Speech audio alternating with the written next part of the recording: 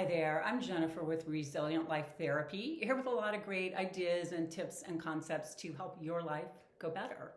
So I am at the tail end of making a series of videos on narcissism. And today I want to talk to you about a super important concept if there is a narcissist in your life, and that is gaslighting. What is gaslighting? We've all heard so much about it, but I think a lot of people actually don't understand what it is. So the term comes from a movie called Gaslight. It was made in 1944 with Ingrid Bergman. I believe it has Angela Lansbury in it. Anyway, spoiler alert, if you want to watch the movie and you haven't seen it yet, don't listen to this video till you watch it. But anyway, the premise of the movie is that Ingrid Bergman's character, her husband wants to make her believe that she's crazy. So he does various things in the movie, but one of the things that he does is the lamps in the movie are gas-lit lamps. And he keeps turning the gas up and down. So the lights get brighter, dimmer, brighter, dimmer. And Ingrid Bergman's character is like, what's happening with the lamps? And he just looks her straight in the eye and he goes, nothing. Like, what are you talking about? Right? So that is where the term gaslighting comes from. Essentially, gaslighting is when somebody makes you doubt your own reality, right? They look you straight in the eye and they say, nope, sky is green. And you start to go, well, wait a minute. I thought the sky was blue. And they're like, no, what are you talking about? It's green. And you start to doubt your own reality. You actually start to wonder, maybe the sky is green, because they're so compelling in how they say it. And there's a lot of different ways that people gaslight. But one of the biggest ways that narcissists gaslight is they simply deny that they did what you say they do, right? Like, you can see them literally take the cookie out of the cookie jar and you confront them on it and they look at you straight in the eye without flinching or any cues that they're lying, and they say, I didn't do that. And this is super confusing because we are used to when people just balls out lie. We're used to having social cues from them, right? There's some kind of cues. Narcissists will just they just look, I think narcissists, I've talked about this before, they could pass a lie detector test, I think. They believe the lies that they're coming out of their mouth. So it's super confusing for you. And I tell people, look, you can literally have a videotape of them doing the thing and they'll still say, I didn't do that. I literally have had people tell me that. Like they did. They had a videotape of the person and the person still sat there and just looked at them and denied it. And so you really do, it really messes with your mind and it messes with your sense of reality. You really do start to go like, well, maybe they didn't do it. Maybe I'm the one that's crazy, right? So there's a few other ways that are the most common ways for narcissists to gaslight people. And another is to project. And I've talked about projecting in other videos, but essentially that's when they blame you for what they're doing.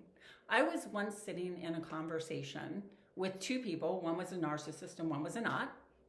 And the narcissist kept interrupting the person who wasn't the narcissist over and over and over. We finally looked at the person who's the narcissist and said, you need to stop interrupting. The narcissist looks at the person and says, I'm not interrupting, you're interrupting me. Like, it's super crazy making. And again, you start to go like, wait, what? Wait, maybe I'm the one who's crazy. All right, another big way that they do this is that they minimize. And narcissists will always minimize your experience. But the gaslighting, one of the ways they gaslight is to minimize, right? So they do this in a few different ways. So one of their favorites is to say, well, why are you making a big deal out of this? Like, it's not that big of a deal. Yeah, I took a cookie, but so? Well, they were for somebody's present. Well, it was one cookie. Why are you making such a big deal of this? Right? The other thing, if you call them out on something, besides kind of going like it's not that big of a deal, they will get mad at you for making them feel bad. because you're calling them out on bad behavior, right? You're the bad person because you're making them feel bad. Why making me feel bad? And along those lines, those first two I just talked about, the other one with the minimization is like, it's fine that I did this. Yeah, I went and stole that pen from the store. I'm thinking pen because I have my nice pen here. So if you're wondering, that was a very random example. That's why. I went to the fancy pen store. Yeah, I stole that pen. It's fine. Like, why are you guys upset about it? It's fine that I did that. In fact, like, we should also go take pens. We all deserve pens. We should do that. You guys are like stupid for not taking pens. It's this kind of really crazy stuff. All right. And it is super confusing to our brain because we're not used to somebody just balls out lying like that. We're not used to them not taking accountability. We're used to when somebody gets caught in bad behavior, when they get caught in a lie, like there's video or audio tape evidence, we expect them to show contrition. We expect them to take accountability. We expect them to show appropriate shame, and they don't. And so it's really confusing. And that's where you start to wonder if you're the one who's crazy. And it's also maddening. We really get caught in trying to get them to take accountability. All right, so listen, gaslighting is really, really destructive. It is a really horrible thing to have somebody do to you to make you doubt your own reality, or simply they will not acknowledge the reality of what they're doing. Really hard. One of the hardest things with narcissism.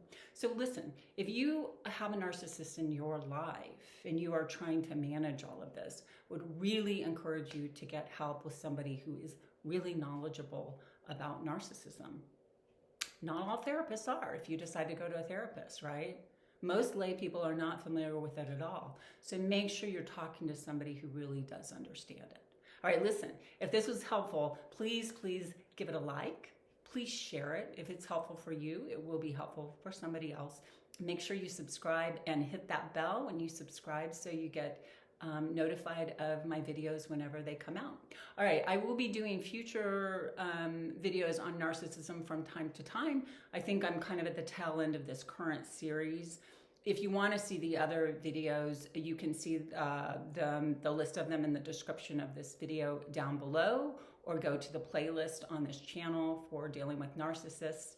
And if you want to find out more about me, then you can find the link to my website, resilientlifetherapy.com, down in the description below. All right, take care. And yeah, if somebody's making you feel like, I thought this guy was blue, yeah, you're probably being gaslit. All right, take care.